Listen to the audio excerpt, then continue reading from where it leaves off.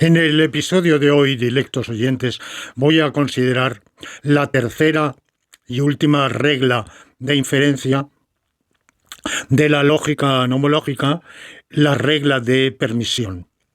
Tienen ustedes ante sus pantallas los 14 principios de la lógica nomológica, que son 3 reglas de inferencia, 2 axiomas normativos y 9 axiomas que son implicaciones normativas.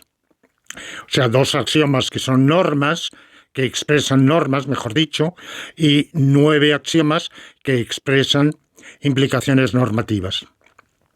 Hemos visto ya en los 2 episodios precedentes las 2 primeras reglas de inferencia y hoy vamos a considerar la tercera, la regla de permisión. La regla de permisión, como ustedes pueden ver, es una regla muy sui generis que en sentido técnico-lógico no es propiamente una regla de inferencia, sino un secuente. Ven ustedes que está marcada por una doble flecha. Lo que tienen a la derecha es un aserto, igual que sucede con las reglas de inferencia que desembocan en un aserto. Pero en cambio, lo que tienen a la izquierda no es un aserto ni una pluralidad de asertos, sino una indicación de no demostrabilidad. Ustedes ven en esta notación que lo que hay a la izquierda de la doble flecha, es una secuencia de signos que empieza por el signo de negación, sigue por lo que se llama el torniquete, este palo vertical al cual va unido un corto palo horizontal en el medio, hacia la derecha, y luego la enunciación, el enunciado obligatorio A, obligatorio que A. Lo que nos dice esta parte izquierda, el antecedente, es que no se prueba la obligación de A. Y lo que está diciendo todo el secuente, toda la regla, es que cuando no se pruebe la obligación de A, se deduce, se extrae como conclusión la licitud de no A. Cuando no se pruebe que es obligatorio comportarse de un modo determinado, es lícito no comportarse de ese modo.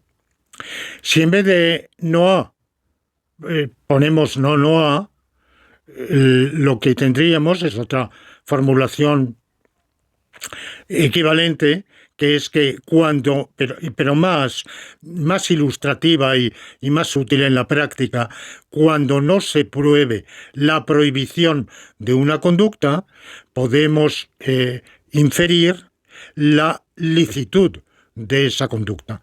Cuanto no esté probadamente prohibido, es tal que podemos afirmar que está permitido. Esta cuestión de si lo prohibido, lo no prohibido está permitido, es un viejo tema de la filosofía jurídica que desconozco quién fue el primero que la abordó, pero que aparece en la obra de Hobbes.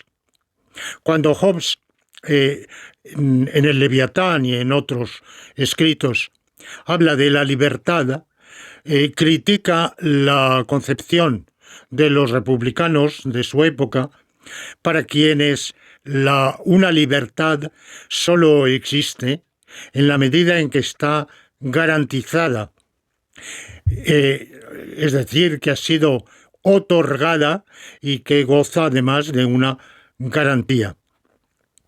En cambio, para Hobbes, toda conducta que el soberano no haya prohibido, la ha consentido y por consiguiente la ha reputado lícita. El súbdito, en el estado hobbesiano, goza de toda la libertad de que no lo haya privado el soberano, estableciendo obligaciones o prohibiciones. En ese sentido, el ordenamiento jurídico hobbesiano es muy liberal, más liberal incluso que el de sus contrincantes, que el de sus adversarios de la época. Hobbes parte del estado de naturaleza en el cual cada quien tiene derecho a hacer lo que le dé la gana, que es libre de hacer lo que le dé la gana. Se pasa al estado político por el pacto social, el pacto político, por el cual se instituye una autoridad. Esa autoridad tiene la misión de regular las conductas, prohibiendo unas, obligando a otras, y en lo que no obligue ni prohíba, está implícitamente otorgando una libertad que en realidad no es que él la otorgue, sino que se hereda del estado de naturaleza. La misma concepción es retomada con otros términos por Bentham, un siglo largo después. Bentham, que es el fundador del positivismo jurídico, y toda la filosofía jurídica posterior, sea justnaturalista, sea justpositivista, está de acuerdo en que cualquier conducta que no haya sido prohibida es lícita, está permitida. Cuando el gran filósofo del derecho alemán, catedrático de la Universidad de Bonn, Zitelmann, en el año 1900, aborda en una disertación, en una monografía, la cuestión de las lagunas del derecho, dice que es una de las joyas, de los temas más atractivos de la filosofía jurídica.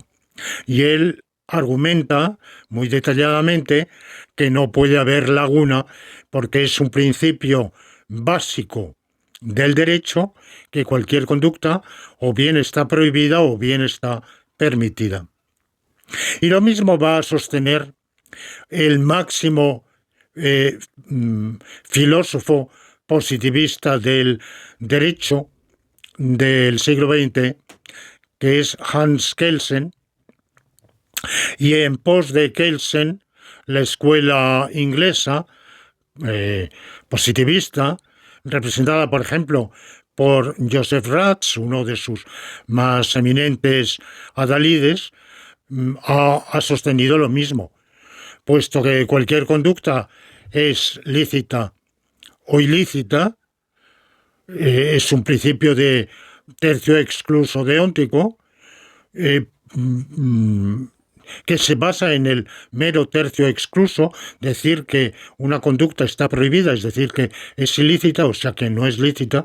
Eso, para afirmar eso, que está prohibida o es lícita, basta una tautología de la lógica sentencial elemental.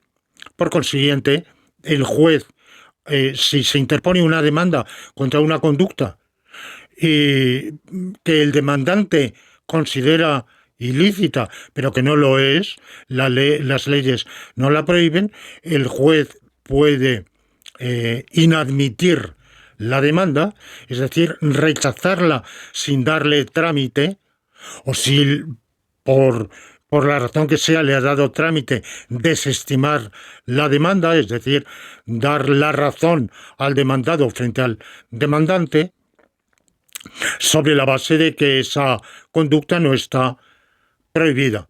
Por ejemplo, supongamos una demanda contra alguien porque se ha besado en la calle con su novia y el demandante considera que eso está prohibido por las leyes que protegen el pudor, la decencia o la protección de la infancia, para la cual ese tipo de comportamiento es lascivo, besarse en la boca, dos enamorados.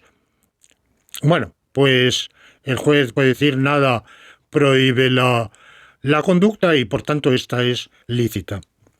Bueno, frente a esa consideración elemental de que por el principio de tercio excluso deóntico toda conducta está prohibida o permitida, no se sigue, sin embargo, lo que se busca, y es que o bien sea verídicamente afirmable que la conducta está prohibida, o bien sea verídicamente afirmable que la conducta esté permitida.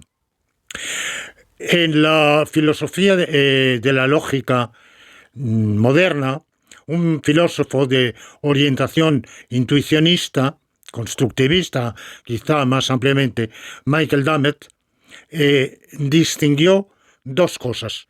El principio de tercio excluso, que dice A o no A, y el principio que llamó de bivalencia, o bien es verdad que A, o bien es verdad que no A. Lamentablemente, dicho así, es un poco engañoso, porque todos solemos considerar que decir es verdad que A es lo mismo que decir A. No añade ni quita nada. Por eso, al escribir mi tesis doctoral lógica en Bélgica en los años 70, yo acuñé la expresión es verídicamente afirmable que. Y ahí la alternativa sería o bien es verídicamente afirmable A o bien es verídicamente afirmable no A. Ese sería el principio de bivalencia para tomar la terminología de Dummett. Terminología peligrosa, porque puede confundirse esa bivalencia con la bivalencia que consiste en que solo haya dos valores veritativos, 0 y 1. El principio de bivalencia en sentido de Dummett es compatible con que haya 3 o infinitos valores veritativos, siempre que cualquier valor veritativo sea designado o antidesignado. Son nociones de filosofía de la lógica que ustedes encuentran explicadas en mis libros, Rudimentos de lógica matemática o Introducción a las lógicas no clásicas. La problemática sobre el principio de bivalencia, tal como lo entiende y formula Dummett, ese problema viene de Aristóteles. Aristóteles, en uno de los opúsculos que integran el Organon, el Perihermeneias, o de Interpretatione en la traducción latina, aborda la cuestión de los futuros, de la determinación alética del futuro. Alética quiere decir veritativa. Si el futuro está aléticamente determinado. Y dice, por el principio de tercio excluso, sabemos que es verdad que mañana habrá una batalla naval o no la habrá. Ahora bien, podemos decir, ¿sabemos que habrá una batalla naval?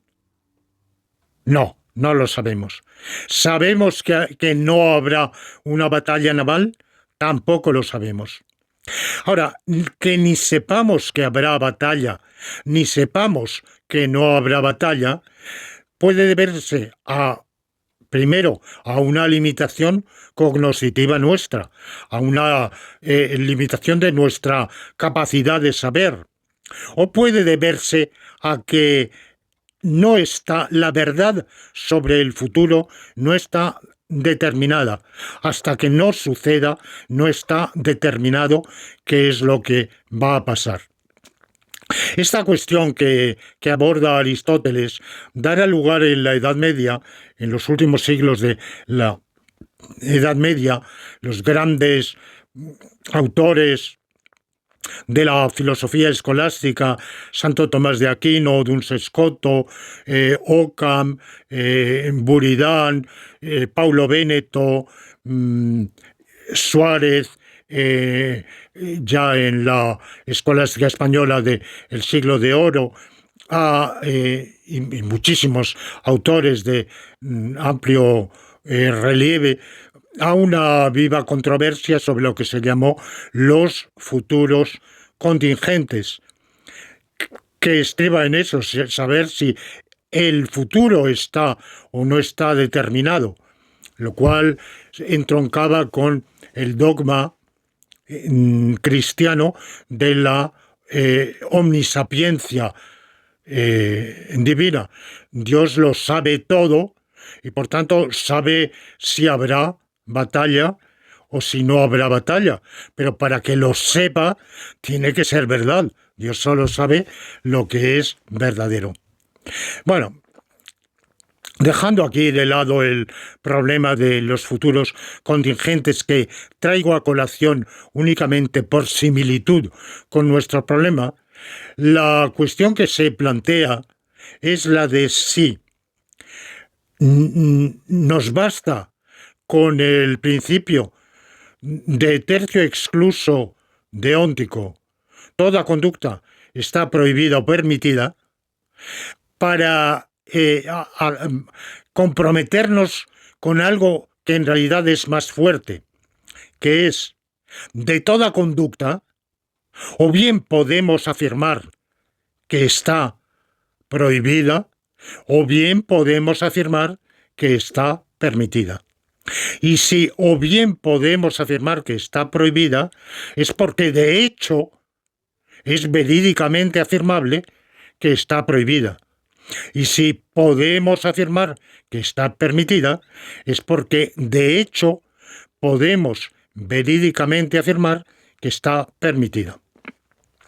El máximo filósofo hispano, el mexicano Eduardo García Máinez, en su Tratado de Filosofía del Derecho, consagra un largo capítulo, muy detallado, muy argumentado, muy bien elaborado, como todo lo suyo, a esta cuestión, el principio de permisión, si cuanto no esté prohibido está permitido, y por tanto, si hay o no hay lagunas en el derecho, es decir, situaciones con respecto a las cuales ni pueda afirmarse la prohibición, ni pueda afirmarse la autorización, y aunque su discusión es enormemente interesante y bien trabada, bien elaborada, sin embargo, al final a mí me resulta un poco insuficiente.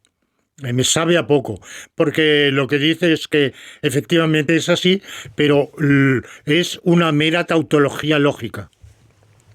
No queremos una tautología lógica, queremos un modus operandi, es decir, queremos un canon que le sirva al juez para cuando se interpone una demanda sobre la base de una conducta, el demandante reprocha al demandado una conducta que no está prohibida, el juez pueda rechazar la demanda, sea inadmitirla, sea desestimarla, pero no meramente porque no tenga ninguna pauta para actuar, sino porque tiene positivamente una pauta para actuar, que es la de que está amparando un derecho, el derecho a realizar esa conducta.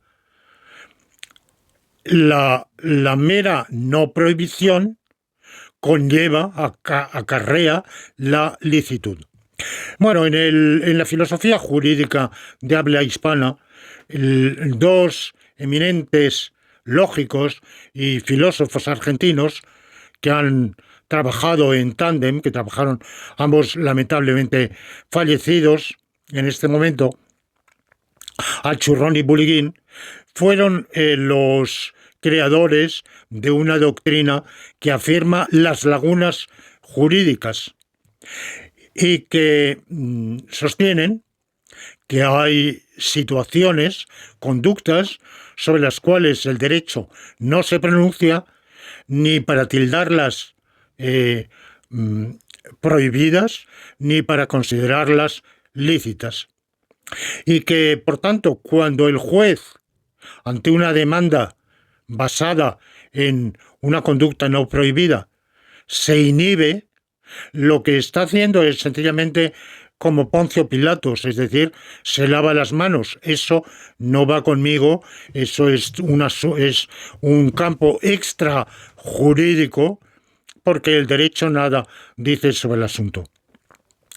Nos deja totalmente insatisfecho ese enfoque, porque quiere decir que quien está realizando esa conducta queda desprotegido, ya que no está ejerciendo un derecho, una conducta lícita, sino meramente una conducta no prohibida.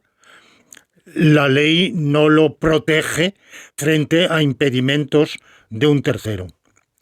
Hay que aclarar lo siguiente, y es que Alchurrón y Bologhine son partidarios de la lógica deóntica estándar, y en la lógica deóntica estándar, una conclusión normativa deóntica solo se sigue de premisas, todas ellas deónticas.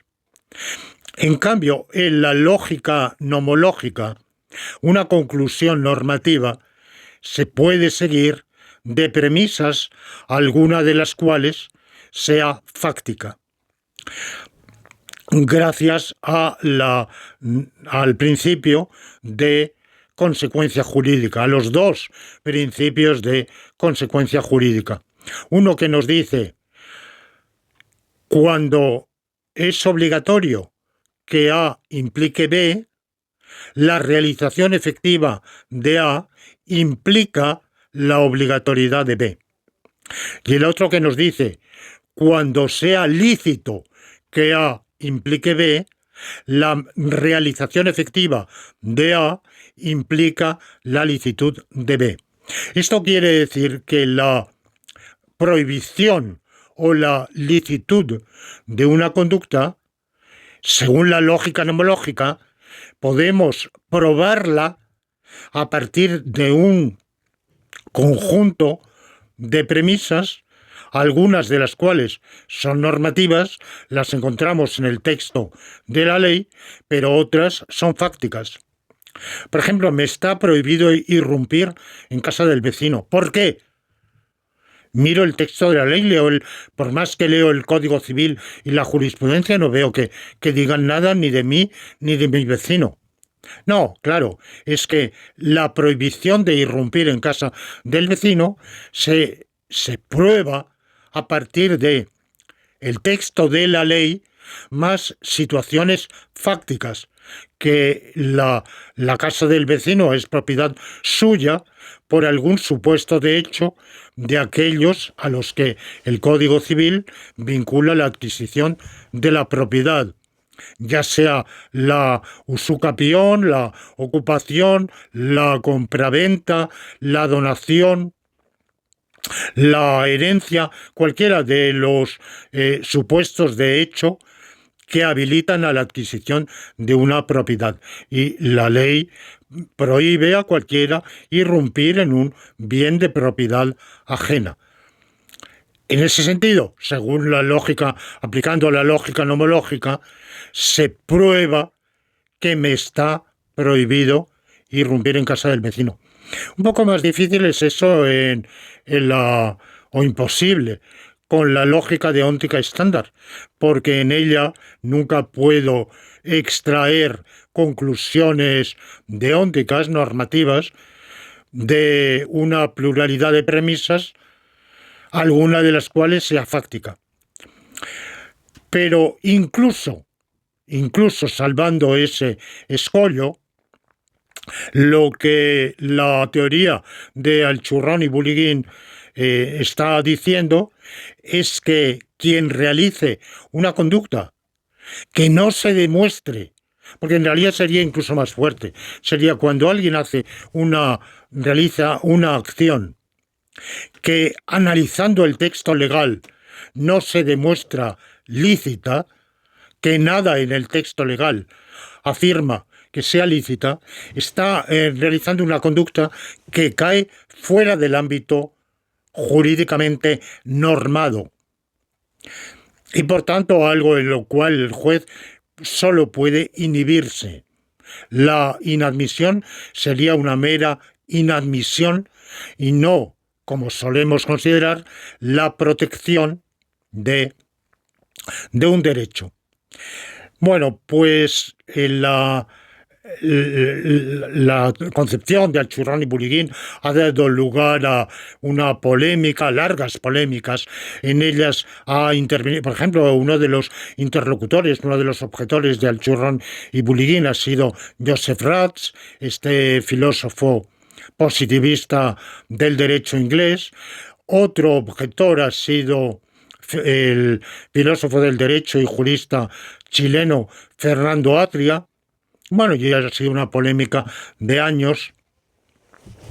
En España, la concepción de Al-Churrani Bullighín ha traído el consenso, pues yo diría que del 100% de los seguidores. Desde luego, todos los positivistas se han sumado a esa concepción, pero paradójicamente también los pocos justnaturalistas, o quizás salvo un servidor, pues también pensando que el derecho está indeterminado y que la mera no prohibición no acarrea el derecho.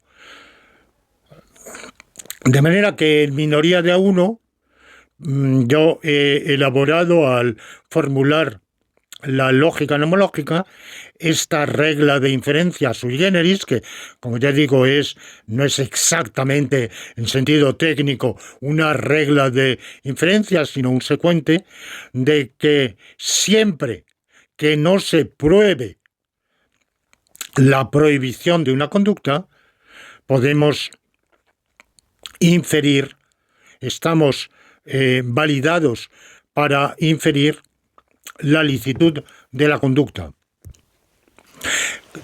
Digo, siempre que no se pruebe. ¿Qué quiero decir con siempre que no se pruebe? Insisto, en la lógica nomológica, la prueba de una conclusión normativa se obtiene a partir de premisas, algunas de las cuales pueden ser fácticas. Es decir, siempre que no se pruebe una situación jurídica, que es la prohibición de una conducta, a partir de un conjunto de situaciones normativas o fácticas, o una mezcla de ambas, podemos inferir y debemos inferir la licitud. Ahora, muchas veces no sabemos si la conducta, si es demostrable, si es probable, se puede probar la prohibición. Entonces hay una presunción. Esta regla de permisión es una regla de presunción. En realidad, digo, es una aportación que hago yo al formular la lógica nomológica, que no tiene precedente, pero tiene uno, que es Leibniz, mi maestro Leibniz, en ese escrito, ese opúsculo de juventud, Elementa Iuris Naturalis, que escribió a los 24 años, inédita, que se ha publicado en el siglo XX, formula el postulado actio praesumitor libera, cuando no se puede afirmar la prohibición, hay que concluir la licitud, que es lo que él dice, bueno, praesumitur libera sería más bien praesumitur licita, pero no voy a entrar en ese detalle. La regla de permisión, sin embargo, no es la única posible que nos puede llevar a sostener que cualquier conducta, o bien es afirmable con verdad que está prohibida, o bien es verídicamente afirmable que es lícita. Otra regla posible sería lo inverso: concluir de que no se pruebe, de que no hayamos logrado probar la licitud que la conducta está prohibida. Y esto es lo que sucede en un sistema totalitario. Es la regla totalitaria.